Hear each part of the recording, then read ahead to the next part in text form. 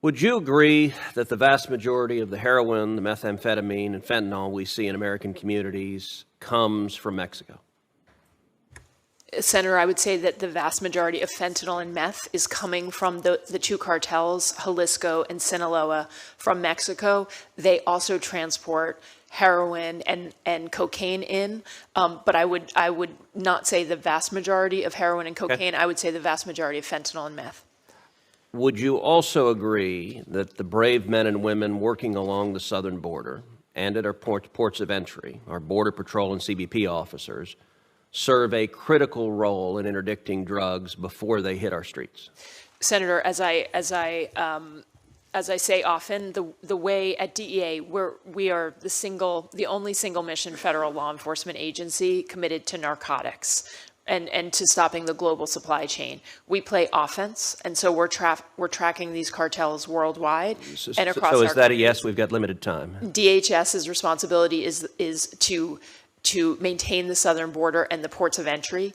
Our investigations do tell us that the vast majority of fentanyl is coming in the ports of entry, two particularly in California and two in Arizona.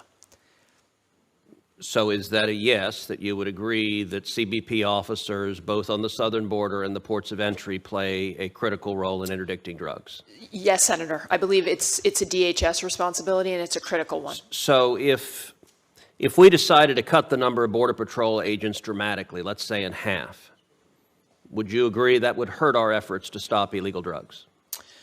Senator, I would defer some of this to the Department of Homeland Security and Secretary Mayorkas. You're not willing to answer that question? But here's what I would say about this. We believe that DHS plays vital defense. Okay, those are talking points. Would cutting the number of CBP agents in half hurt our ability to stop drugs? Yes or no? Senator, I believe it would. Okay.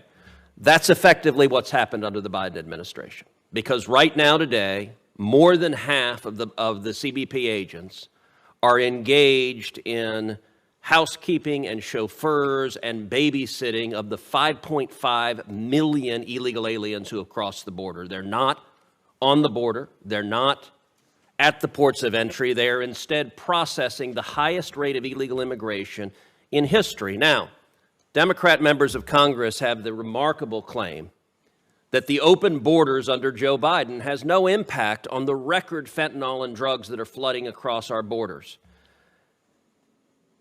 Between October 2021 and September 2022, one CBP source estimated there were 364,000 gotaways, people that ran away at the southern border. Another Border Patrol officials put the number of gotaways at 1.2 million. Gotaways can vary from terrorists on the terror watch list. In fiscal year 2022, 98 people on the terror watch list were encountered at the southern border that we know of. Or they can be drug dealers carrying drugs. Is that correct? Senator, I'm going to defer questions on the border and the ports of entry to the Department of Homeland Security. So the DEA has no view on whether drug dealers crossing the border carry drugs? Senator, as I said, from our investigations, what we see is that the majority of fentanyl. I didn't ask the majority. I said drug dealers and gotaways are carrying drugs, many of them. Senator, what we see is mostly what we see is mostly tractor trailers and personal vehicles. All right, so you're sticking to the talking points closely, and congratulations, it's the Democrat talking points, that the open borders don't matter, that 328,000 or 1.2 million gotaways don't matter. We had 100,000 people die last year of drug overdoses. My sister died of a drug overdose just over a decade ago. This is a crisis, but it is a man-made crisis.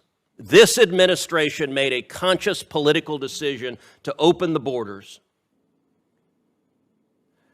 And one of the results is they have turned Mexican drug cartels into multi-billionaires. In 2018, the amount of money cartels made from human trafficking, according to the New York Times, was $500 million.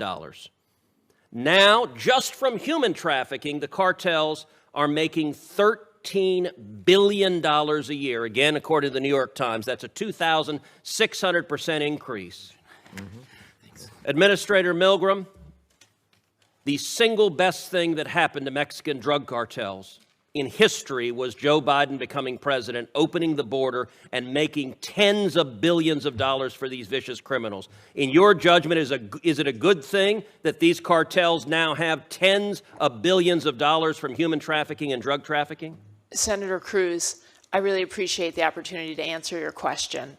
And as I have said clearly and will continue to say, there are two cartels in Mexico, the Sinaloa and Jalisco cartel, that are responsible for the devastation that we are seeing on the streets of our country. It is our top operational priority to defeat those two cartels and to stop the fentanyl and methamphetamine that is flooding into our communities. Would you answer the question I asked? Is it a good thing for them to have tens of billions of dollars now that they didn't have? Senator, we are doing everything we can. Okay, you're refusing to answer the question. It shouldn't be a hard question. Every amount of money, if I please, if I could finish. I very much understand your point. We believe that the cartels are making billions of dollars on illicit fentanyl. Bad? It is a terrible thing. Okay. Thank you. Senator Merkley. Thank you very much, Mr. Chairman, and thank you all. And Mr. Robinson, the efforts have been talked about trying to stem the precursors from China to Mexico. And everyone I know has raised, is there any other insights that you can share that you haven't shared already, the committee, about our efforts to stop this? China did respond when we pushed them hard on the direct sending of fentanyl into the United States. How do we now accomplish shutting them down on the precursors? Well, as I said earlier, we are going to continue to try to engage with the PRC on this issue. But the fact is, because this is a global problem, other countries are engaging the PRC on this issue. We have had positive engagements with India, with Pakistan, with Mexico, with Canada. All of them have also pushed the PRC to do more to monitor the precursors leaving China. Okay, thank you very much. And I know you're pushing on this. It's a piece that seems so critical if we're going to stop the flow or reduce it greatly. I think we've already heard some comments about some other countries are starting to send precursors as well. So it's a world challenge, but that's the biggest piece at the moment. I'll tell you, I've had now 19 town halls this year in Oregon, 19 of the 36 counties. I do a town hall in every county. This issue comes up everywhere. There are parents in every county who have lost their brothers, their sisters, their spouses, their children to the contamination from fentanyl.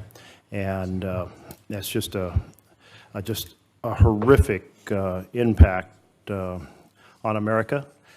And I know that all of you are doing the best you can, and I think the whole bipartisan effort here is to say, yes, keep going, we support you, how can we help you more? Administrator Milgram, at the board, I had statistics from the U.S. Sentencing Commission, and I just wanted to see if they fit what you have from the DEA. And they say that from 2016 to 2021, the 5-year average was that 90% of the fentanyl seized was from border crossings and interior vehicle checkpoints. Does that fit your understanding? Senator, we at DEA, we don't have the specific information that CBP or Border Patrol would have. So we could ask the Department of Homeland Security and get back to you. Okay, because I think understanding the dynamics, right, of where the drugs are coming, and we've heard reference to the fact, Dr. Gupta, you were referring to the fact that the cartels want to move it fast the fast and most efficient way seems to be through border crossings, and that statistic seems to back that up.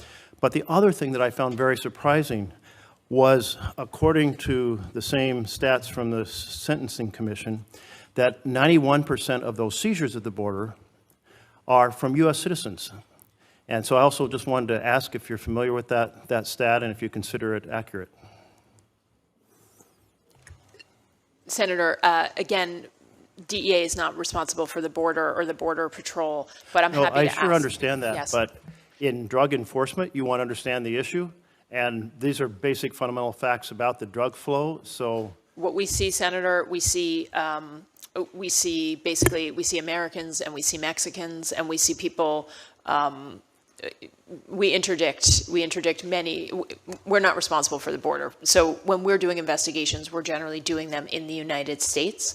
And yes, we are making seizures of Americans as well as Mexican Dr. nationals. Gupta, that 90%, is that accurate, that most of the drug seizures are actually from U.S. citizens crossing? Senator, I cannot vouch to the exact number, but the fact is that there's a lot of people that cross the border every day just as a matter of work, going to work, and those people wittingly or unwittingly often end up. And that's why, but there's still ports of entry that they're entering through. Okay. I'm surprised that, given our effort to understand the challenge, that neither of you kind of have the firm grip on the dynamics at the border. So I just want to encourage you to expand your horizon to understanding those pieces, because they're such an important part of the conversation. I wanted to turn to the social media challenge. And so is it basically that our youth are finding contacts through social media, and then those contacts have a supply chain where they hand deliver to the door, or how does that work? We see a number of different things on social media, Senator, in our work. One of the things we see are, for example, the cartels recruiting couriers or others to sell narcotics in the United States. We also see many instances that are exactly as you describe, where you have someone who's on social media and within 3 or 4 clicks will connect with someone selling. Often what we see are fake pills. They're meant to look exactly like they were oxycodone, but they're fentanyl and filler, and that those pills are then delivered to their home or their office or their front door by someone that they don't know within, often minutes or hours.